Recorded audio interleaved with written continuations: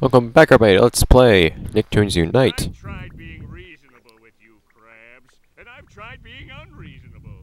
Yet you refuse to surrender the Krabby Patty formula. Why do you resist? Why won't you give me that formula? No, Mr. Krabs! Don't tell him! What? SpongeBob? Plankton, you've gone too far this time. What would your mother think? Why, I'm sure she would be very proud of me. I was always a favorite. Prepare to be crushed. That's convenient. Characters are peculiarly enough over-animated in this game, I think. Which is kind of the opposite problem that most games have. Anyways, we're gonna start off this episode with a boss fight. And look at you guys. Thank you for taking so much damage right off the bat.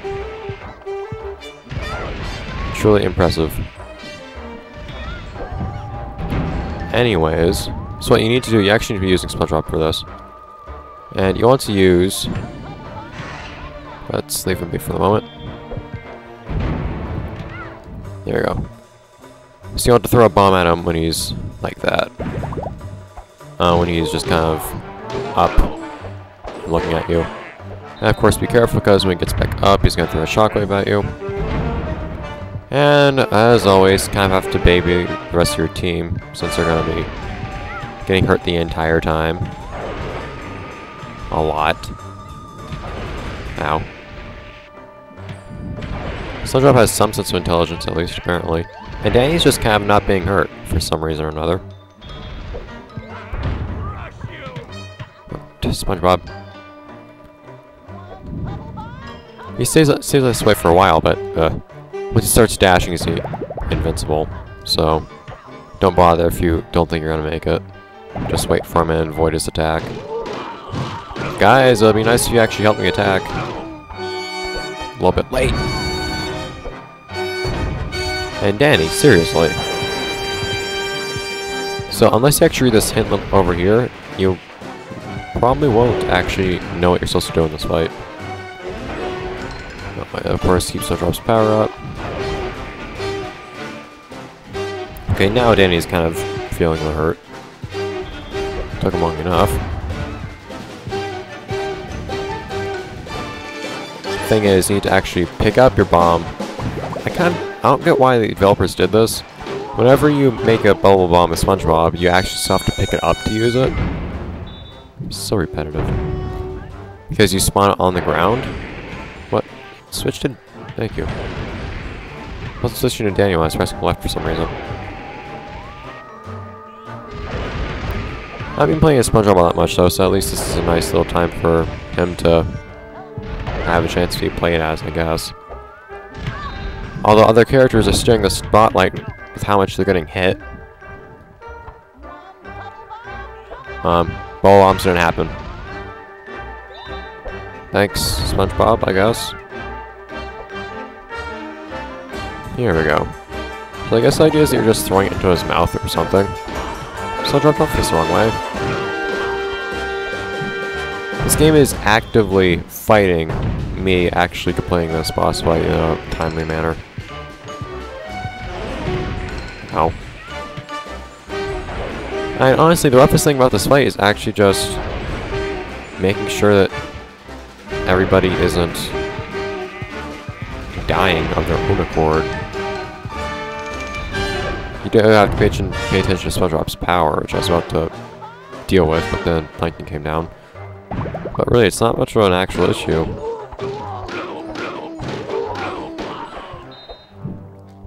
SpongeBob, why won't you move? I think I was stuck inside of him.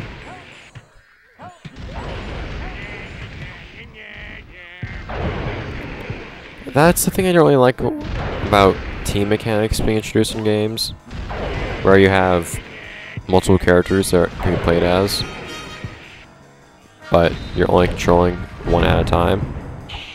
Okay, and I'll get this attack eventually, where I'll just start jumping around and lasering you. Or lasering. Yeah, that makes sense. How did everybody fall off? When he does that, just run around and don't worry. And it'll oftentimes not be anywhere near you anyways. once he lands, oops, close to you and makes a shockwave, then you can take care of him. Really, I don't like this fight just because of how long it goes on for, though. I think the fight itself, for the most part, is pretty alright, aside from having to put up with your teammates getting hurt so constantly. But that aside, it just takes so long because you deal so little damage throughout. Suddenly I developed a lisp. If anything, I guess that encourages playing as other characters, which is kind of nice, instead of just being one person the entire time, but not exactly in a good way. I like the concept in games of... Whoa, hi. I like the concept of, well, there being a team, and you getting to control different parts of the team, but when it's executed like this, where you just kind of have to baby the non-human members of your team because they can't handle themselves, it's kind of annoying. And it doesn't exactly seem... Of course, this does lend itself well to a multiplayer format, assuming that everybody can handle themselves at least, and not use up all of your lives immediately. It seems like a nice idea in that regard, but this game doesn't seem to have been developed exclusively for multiplayer like some games are. In fact, this was kind of before that was a thing, since this was still back when you only had local multiplayer. Well, not only local multiplayer, but that was the main form of multiplayer. It's not like we have games like Little Big Planet nowadays. Or it's not like we had games like nowadays we have Little Big Planet, where you can just play everything online with other people. It can reasonably be expected that you'd be playing everything with other people. Even though I myself try to prefer to play Little Big Planet alone, but that's another matter entirely.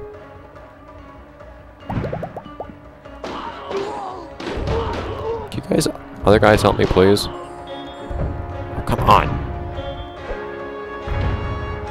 One more go.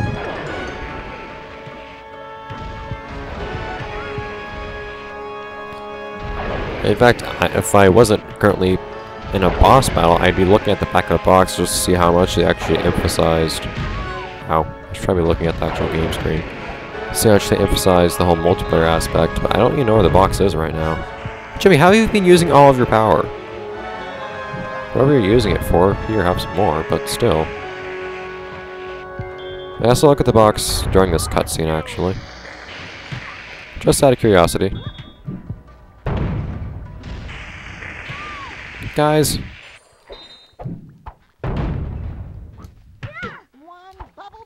I need to stop running so I can drop the bubble bomb and pick it back up. Well, Plankton, what would your mother think now? Nice transition to the cutscene. Right, SpongeBob, she would be very disappointed in me. Being a villain is no way to live. That's right. Go on. I can change. I can see the error of my ways. I'll help people from now on and devote my life to being good. I don't know if he's learned his lesson, but he's certainly not ruling Bikini Bottom anymore. Oh, I wouldn't be too sure about that. I can't believe you fell for that. And you, SpongeBob, falling for the line about my mother? When will you people learn?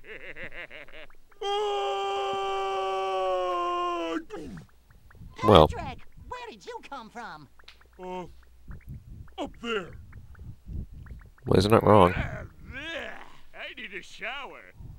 You may have stopped my plans, but the Syndicate is still getting energy from Dimsdale. We will soon have enough energy to finish the Doomsday Machine, and then you will all bow down before me.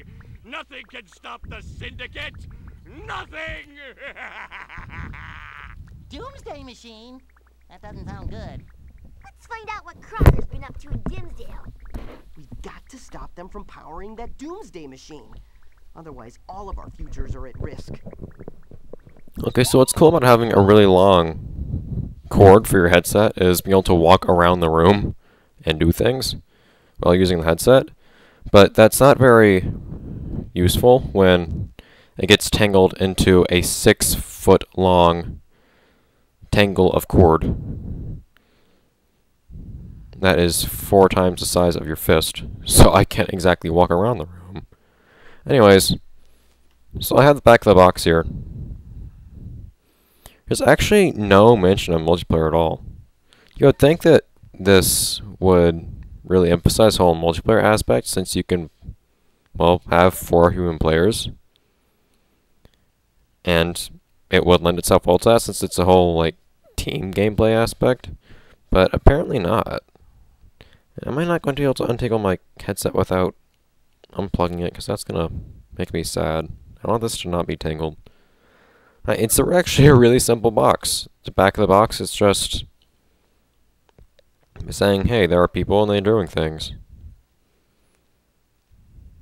Power up special weapons, play as 4 different heroes, and battle powerful enemies. Actually, in fact, it's incredibly generic.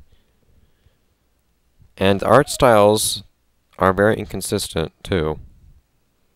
Yeah, you can really tell just from the box art alone that this game didn't have the most effort put into it, but like I keep saying, it led into better things, so I guess it's worth the time anyways. I enjoy it. Anyways, enough with that. I actually had to I was like walking around my room the entire cutscene looking for this thing. Anyways, I don't think there's anything for us to look at to upgrade, is there? No, have we upgraded the bomb? I think we already looked at that. And I'm pretty sure I looked at everything else and just wasn't interested. Yeah. Yeah, let's go. Onwards. And back to the lab. Although now we are in the lab with Timmy's cleft ability, which can prove useful. Now the game will load. And suddenly, much louder music. So, for some reason, Timmy is basically the key to everything. Oh. Here in Jimmy's lab. I can't really explain why that might be, but whatever. And now we get a pretty hefty amount of, Danny. Danny! Please, restrain yourself within the boundaries of physics. As I was saying, before Danny moonwalked his way over here, I get the area ghost, Danny, but please. You do get a pretty hefty amount of... That's a decent amount of upgrade stuff. Maybe a level's worth by going through here. Of course, we still can't go into the next part, which I think is actually the last room. Yeah, it looks like it is, just going off of the camera angle that I managed to acquire somehow. I don't know what all these things are in this room. These are I'm pretty sure these are all things that you actually see in the show at some point, or the movie. Jimmy Neutron movie, that is. Such as the grill-eating plant right here that I'm sitting on top of. But you can't really see enough stuff in detail to really figure it out. Of course, you have the rocket. Anyways.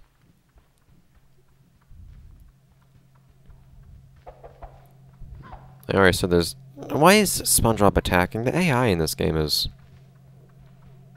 far from impressive.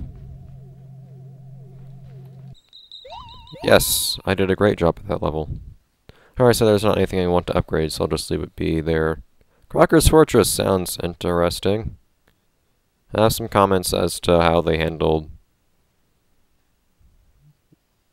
Dimsdale in this game, but I'll get to that in a minute. Because first we have cutscenes. Once Cosmo stops being slow. Wow, is that real gold? It must be worth a fortune. If only it wasn't so ugly looking. Oh, Timmy, this doesn't look good. There's a rainbow of pure fairy magic flowing into Crocker's fortress. Why is that bad? Rainbows are simply the result of light refracting through moisture in the atmosphere. This is a completely different kind of rainbow. One made of fairy magic. Fairy magic? Crocker must be extracting energy from this computer simulation. Yeah. Well, anyway, we've got to stop him.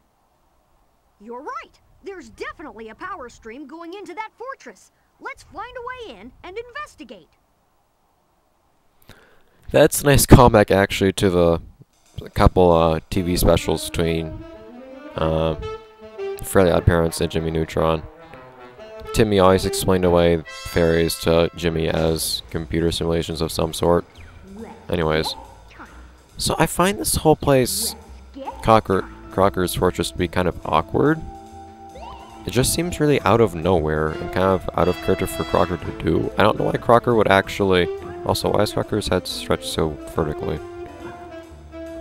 But I don't think it would be something you would do, just like making a huge, giant gold fortress. I would think you would just kind of go straight to the fairies, but whatever.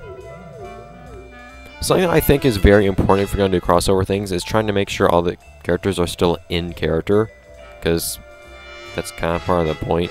The characters interacting with each other from different series, but staying in character. And many games do nail that pretty well, actually. Namco Cross Capcom is a great example. Everybody that I've seen is still really in character, and it's really satisfying. And that gets a lot of screen time, but anyways. So, I don't know why Jimmy would have this, but he has quarterback gear now, I guess. He has to put that big head of his to use somehow. Even if it means his hair. Can't see it very well, but his hair just kind of, like, bends downward through the helmet. Boom! I can do this now. But it uses a decent amount of energy, so not really worth spamming. From what I understand, it's decent at scaring away enemies, though.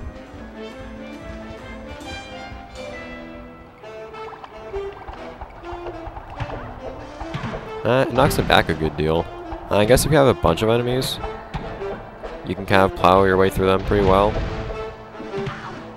But really, I don't think it's worth the power use that it has. There's probably an upgrade to it that reduces its power use, in which case that might make it worth the trouble. But without that, I don't think it's really something you need to mess with. Are you going to react to my presence at all, robot?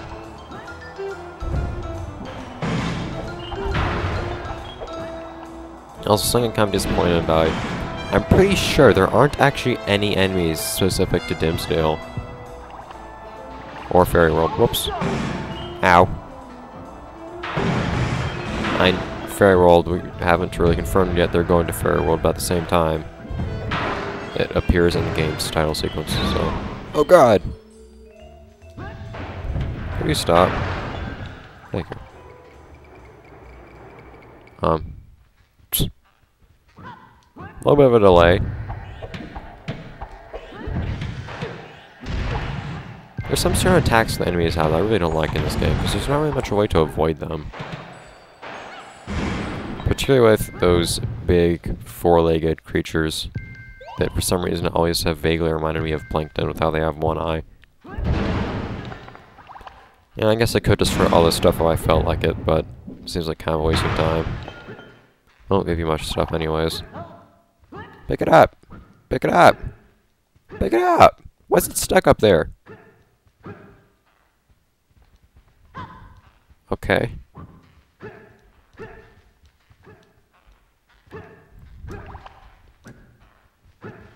Interestingly enough, it vaguely looks like if I try really hard, I can actually stay on my teammates. Looks like I did a moment ago. Can I? Yes, I can.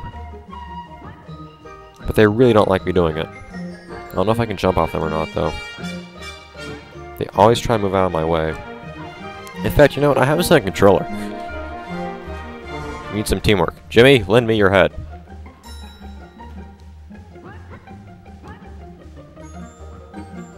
I can't stay on their head. I just like laying on it for a moment. Why is that a thing?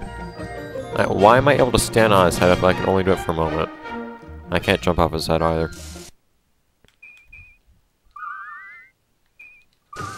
Whatever. You'd think they would kind of want that to not happen, though, having collectibles that you work for just get stuck in the ceiling. Also, the decor here is kind of repetitive, but I guess that's kind of what you'd expect if it's an entire fortress themed around one person. At least in this room, the Crocker banner isn't stretched vertically, like crazy.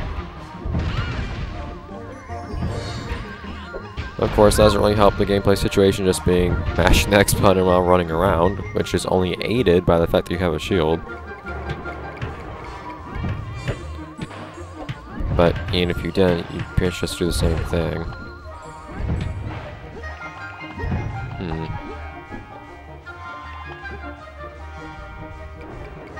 Oh, hi. I was about to say, I guess it's slightly different when you're flying something like this, but...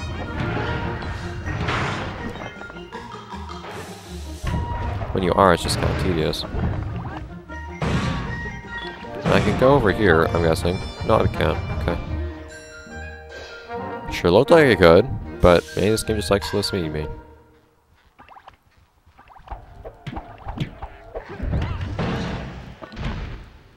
See, the thing I don't like about these robots is that you don't have much of a way of dodging their dash attacks. It's like it does a ton of damage, so it's not a huge issue, but it's kind of annoying. And Daniel, what are you using all your energy on? Why does this AI keep using things that use energy? I haven't even seen him using any energy-using moves either. Look, if you don't like these guys over here, just take care of them. Using Danny. Oh no. Oh no. No, Danny, what's up? Why didn't you glide? I'm not entirely sure what the logic is behind me being able to glide while intangible, but whatever. I also can't hit enemies, apparently, when intangible with anything except for my finishing kick. Yeah, I don't get that. Ow. I should be able to actually hit intangible enemies while I'm intangible. That'd be cool. It kind of makes sense. I don't know if it's ever established in the show whether intangible ghosts can actually touch other intangible ghosts. I don't think intangibility's ever really messed around with much. Ow. In the show, actually. Danny Phantom, that is. I don't see any ghosts use it that often. Even Danny himself uses it pretty sparingly, from what I recall. Anyways.